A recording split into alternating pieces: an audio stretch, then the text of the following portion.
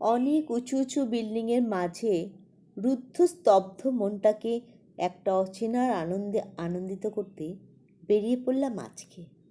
এখন বাজে ঘড়িতে 9টা 15। হ্যাঁ, 9টা 27 ট্রেনটা ধরতে হবে কৃষ্ণনগর লোকে। যাবো কোথায়? চলো দেখি।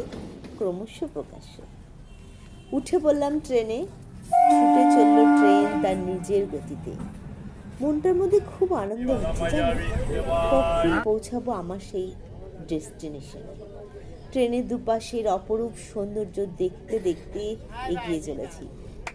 দেখো বাইরের দৃশ্যটা, যত দূর চোখ যায় শুধু সবুজ সবুজ আর সবুজ।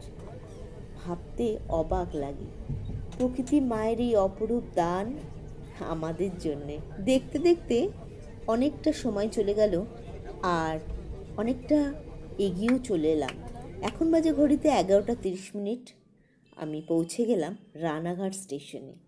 হ্যাঁ, রানাঘাট স্টেশন থেকে এবারে আমাকে বেরিয়ে টোটো বা অটো নিয়ে আমাকে যেতে হবে আমার ডেস্টিনেশনে। চলো এগিয়ে যাই। ওই যে দূরে অনেক সব টোটো দাঁড়িয়ে আছে, ওখান থেকে আমাকে এবারে টোটো ধরতে হবে। বসে পড়লাম। এখান থেকে আমার সেই প্রিয় জায়গায় যেতে মাত্র লাগবে 30 মিনিট। তাই চুপচাপ বসে আমি দুপাশের অপরূপ দৃশ্য দেখতে লাগলাম। আর এই দুপাশের অপরূপ দৃশ্য আমার চোখ দুটোকে যেন গিলে খাচ্ছিল। গ্রামের সেই সোদা মাটির গন্ধ আর সবুজে ভরা বনানী কত দিন দেখিনি। তাই একদম চুপচাপ বসে সেটাকে আমি এনজয় করছিলাম। মনটাকে একদম ভরিয়ে নিচ্ছিলাম এই অচেনার আনন্দ। প্রায় এসেই গেছি জানো। এবার কি তোমরা চিনতে পারছো জায়গাটা কোথায়?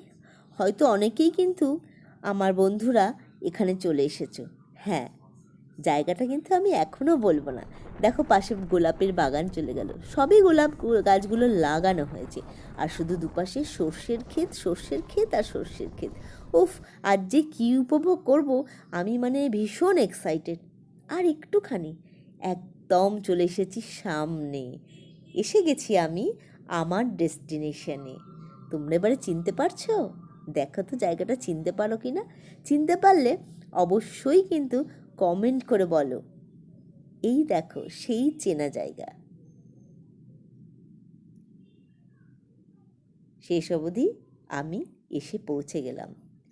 আমি নেমে গেলাম এখানে। এবারে ভিডিওটা কিন্তু আর বড় করব না, আজকে এই পর্যন্তই দেখালাম। আর পুরো জায়গাটা আমি তোমাদের শেয়ার করব।